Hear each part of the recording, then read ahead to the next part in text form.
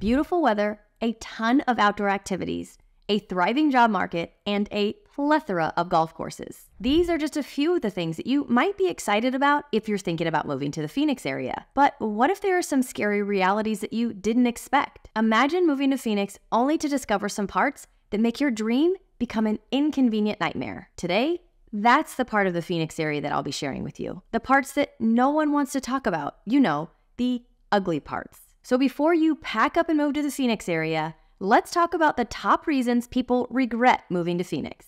I'm Shawn Shackelton, your resource for all things real estate here in the Scottsdale and Phoenix area. Now, with all the amazing things that the Phoenix area has to offer, I'm going to keep it real here. I'm going to share with you the things that people don't love about living in Phoenix. And to be honest, there's some of the things that I don't love either. Now, as we go through these, I am going to do my best to be as objective as possible. But I am a little bit biased because I live here and I love it. And no, I didn't grow up here, so living here was a choice. But I do want you to know about the things that people don't love about living here because I truly believe you should love where you live. So let's dive into these, and let's start off with the first one that's probably the most obvious, and that is the summer heat. If you have never experienced a summer here in Phoenix, then this is something that I highly recommend you do before you make the full decision to move here. Now, you don't need to spend the whole summer here, but I would suggest at least a week. This will allow you to spend some time here and really experience what the heat feels like. Then you can see for yourself just how hot it gets. Because this is a question that I am asked often. Does it really get as hot as they say it does in Arizona? And my answer is always yes. Now, the summer weather in the Phoenix area can be pretty challenging, especially for those not accustomed to the extreme heat. And just to give you an example of extreme, here are some of our extreme temperatures. In the Phoenix area, we regularly experience temperatures over 100 degrees during the summer months. And it's not uncommon for us to reach temperatures of 110 or higher. Now, the killer part of this is twofold. One is that we can see temperatures of 110 degrees for 20 or 30 plus days in a row. On top of that, our nights don't really cool down that much. So if you're thinking, well, that's just fine during the day, but it'll cool down at night so I can open my house and turn my air conditioner off. That's not going to happen because our overnight temperatures range between about 85 and 95 degrees. That's our low temperatures. And again, just to keep things real here, in 2023, the number of days we saw at 110 degrees in a row was 54. And we had 17 days over 115. And let me tell you, we were all over the heat by that time. But the record temperature for one of the hottest days in the Phoenix area is 122 degrees back in June in 1990. And I just so happen to be in another city that is even hotter than Phoenix, where on that day, it was 128 degrees. That city was Lake Havasu City. Now, just a small side note about the heat in Phoenix, because where you live will make a difference. If you're in the North Scottsdale, Cave Creek, Carefree area, these are all at higher elevation, so it will be just a little bit cooler. Now, I say that, and I don't want you thinking like, whoa, awesome. It's only going to be 100 degrees there. That's wrong. We still see those extreme temperatures, but we are just a bit cooler. So let's just say you looked at the Weather Channel app on your phone, and the temperature in Phoenix said it was 110. Well, in North Scottsdale, maybe Carefree, Cave Creek, the temperature would be maybe 108. So is it massively drastic? No. But can it make a difference? Just a little bit? It can. Now, something that we see every single year when it comes to the heat is how the extreme heat can lead to some serious health issues, including heat exhaustion and heat stroke. People that come here and don't really understand how intense our heat is will go hiking even if it's early in the morning and not realize how quickly we warm up. And the next thing they know, it's over 100 degrees and they're only halfway through their hike. They also underestimate the amount of water they need to stay hydrated during the summer. This can be really dangerous. Our heat should not be taken lightly. Even if you're just out running errands, you always need to have water with you. Because even though it's a dry heat and you may feel like, well, I'm not really sweating that much, you still are losing water. So you need to continually be drinking water. And because of this heat, you need to be prepared for higher energy usage in your home. The demand for air conditioning during the summer months can lead to significant increases in your overall electric bill. Residents often see their electric bill spike during the summertime because of the constant use. The average household in the Phoenix area can spend over $300 a month just on their electric bill for their air conditioning unit. Now, this is all going to depend on the size of the home that you have, as well as the SEER of the air conditioning units on the home. That will determine how efficient your air conditioning units are. Now, something that some people do so they don't see those drastic swings in their electric bill is that they get on what's considered like an equalizer plan through the electric company. This basically allows them to pay the same price all year long, so you don't have those drastic swings up or down. Now, this extreme heat does also limit the ability for all the outdoor activities that people love to do because, well, it just gets too hot outside. And as we talked about earlier, it can be really dangerous for you to spend any significant time outside. Now, for all you golfers out there, you can still get out and play, but you will be teeing off a lot earlier. What many courses have is they have cooling devices on their carts so that you are not out in the dead heat the entire time. You actually have bits of time when you're in the cart for a little bit of a respite. You do still have to be careful, and you will notice that a lot of golf courses won't have golfers out in the dead heat in the afternoon in the summertime. But if you are an avid golfer, do not worry, you can still play during the summer months. Now, this really holds true for anybody that likes to do things outside. You can still do it, whether it's tennis, pickleball, hiking, biking, whatever that looks like. You just have to know that when you do it, you are going to have to do it early in the morning before we get too excessively hot. Now, something else that some people don't really love is our monsoon season. Now, Phoenix experiences the monsoon season between June and September. These are sudden, severe thunderstorms that bring heavy rain and big winds. Now, when we actually get a monsoon, this can give us a break from the heat. But if we don't get a full monsoon, this is the part that people don't love because instead, we get what's considered a haboob. And what is that?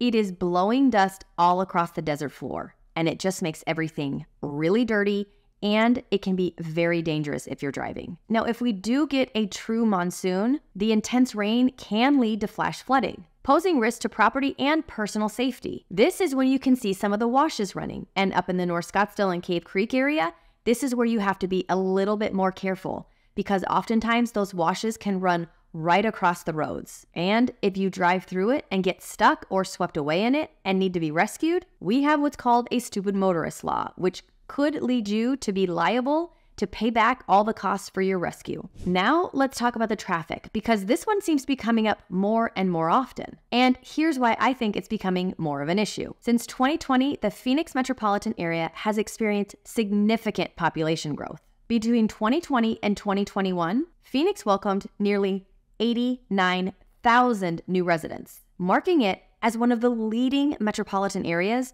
for net migration. It did not stop there. The population growth continued in 2021, where we saw about 106,000 people move into the Phoenix area. Then in 2022, we saw a little over 56,000 people move into the Phoenix area. And in 2023, we had approximately 85,000 new residents move into the Phoenix metropolitan area. All of this means more traffic, and our infrastructure development is just a little behind. This is leading to congestion on some of our major highways. The I-10, the I-17, and the Loop 101 often see some congestion at certain times of the day. All of this is leading to longer commute times. We are also seeing more frequent accidents on major roads, which is contributing to traffic delays and overall frustration. Now, because the infrastructure is trying to catch up, we are seeing more construction zones, which is just adding to the problem, creating bottlenecks, detours, and at times, complete road closures. Driving any distance around the valley right now, especially on the weekends, can be challenging because they seem to be working on the roads just about everywhere. And every weekend, there are different areas of highways that are absolutely closed with detours, and sometimes they're not that well marked and a little confusing. And speaking of detours, there are some areas of our roads and highways where there are no options for rerouting people or even giving an option for a detour. So they are forced to sit in the traffic until it's cleared. The biggest places that this is happening is on, say, the I-17, going north and south, either coming in or going out of northern Arizona, and on the I-10 going into or out of Tucson or in and out of California. These are all two-lane highways with little to no detour availability. Unless you stay on the freeway for a while, they can route you off and then right back on. This is why the I-17 is going through a major expansion where they're actually blasting at night so that they can expand this highway from 2 lanes going up and 2 lanes coming down to actually having 3 on both sides. Now, because of all this traffic and congestion, we have had more incidents of road rage and aggressive driving, which can further increase the risks of accidents and contribute to the overall stress on the road. Now, I do have to say this. I do not feel stressed out whenever I get on the road here. I grew up in Southern California, where, in my opinion, the driving and the congestion and the traffic was a lot worse. However, I have seen some pretty significant changes to the traffic and overall congestion on the roads for the last 20 plus years that I've lived here. Now, something else that many people don't love about living here is the lack of public transportation. Many people have expressed some frustration over the need for having a car. They feel that this is part of the reason that we have more traffic congestion and longer commute times. They feel that without a robust transportation system, options for avoiding traffic are kind of limited, which can be particularly challenging during peak travel times. And some residents feel that a car-centric culture can affect the overall sense of community. Walkable neighborhoods and vibrant public spaces are less common, which can impact social interaction and the overall quality of life. On the flip side, some residents appreciate their freedom and flexibility of driving their own car, and they prefer their current situation over public transportation. They value the convenience of door-to-door travel without having to wait for buses or trains. The reality about public transportation here in the Phoenix area is that we are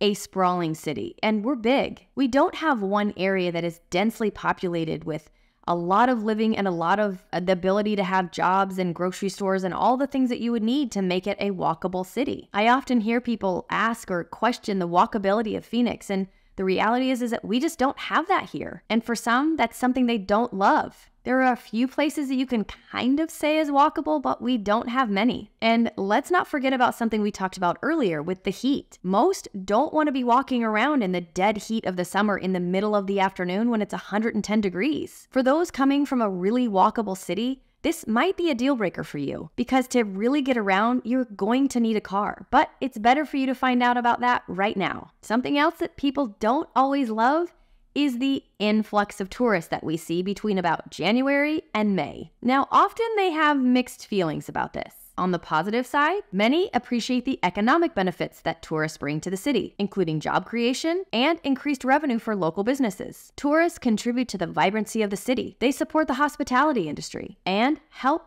fund public services through taxes. However, there are also some concerns with residents. They don't love the increased traffic and congestion that it brings, especially during the peak months. I am not going to lie here. There are parts of this that I don't love either, and the traffic sometimes makes me crazy. Now, the reason is because where I live, I am about 5 minutes from where Barrett-Jackson happens, and I'm about 7 minutes from where the Phoenix Open happens. So the traffic during those times of the year gets a bit nuts right around me. But you learn when to stay off the roads and you learn how to navigate around it.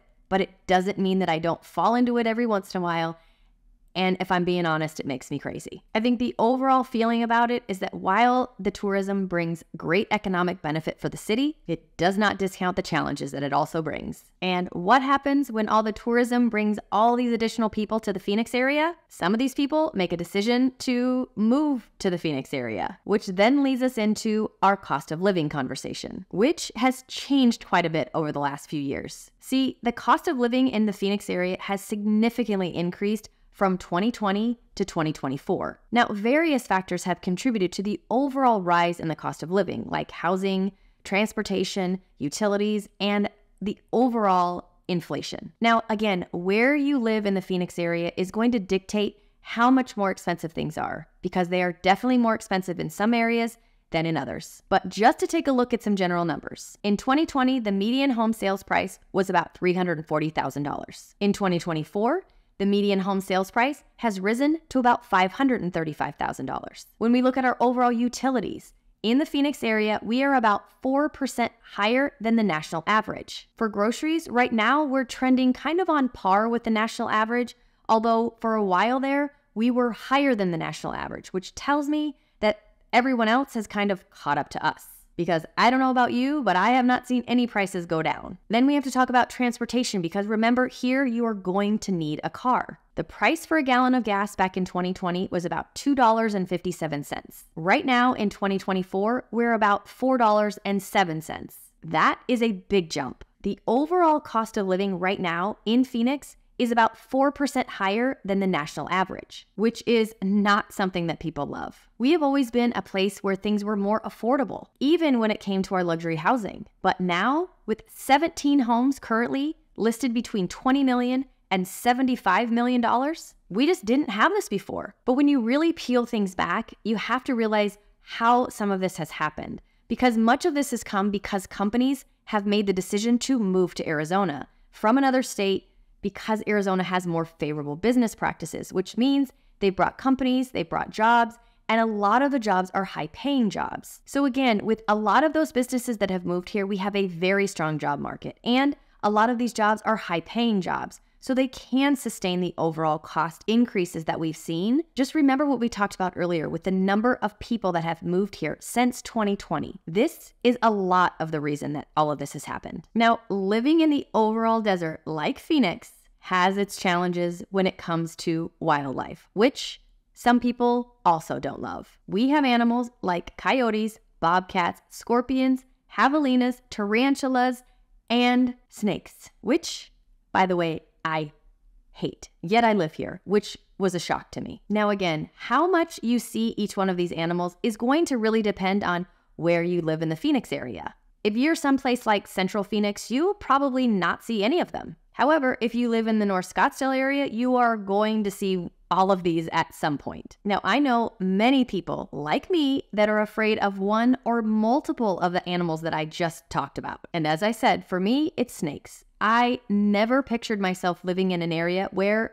I could see a snake any day. I mean, when I first moved here, I was scared. I thought that I would be out on a walk and one would just jump out at me. Here's what I learned. If I was out on a walk, could I run into one of them? Yes, I could. But I was never going to be somewhere and one was going to jump out at me. I would know in plenty of time where it was so that I could stay away from it and it could stay away from me. Because these things don't want to see you any more than you want to see them. That doesn't mean that you still shouldn't be careful of them, because in different situations, they can react differently. So it's best to just keep your distance, but they will not just come right after you unless you're doing something that they really don't like. But in all honesty, I've never heard of a bobcat attacking anybody.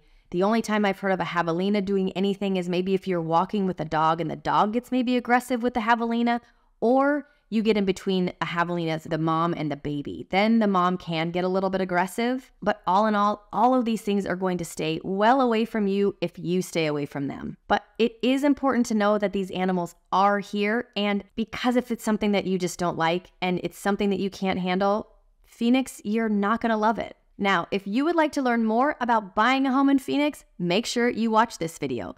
As always, I thank you for watching, and I'll see you next time.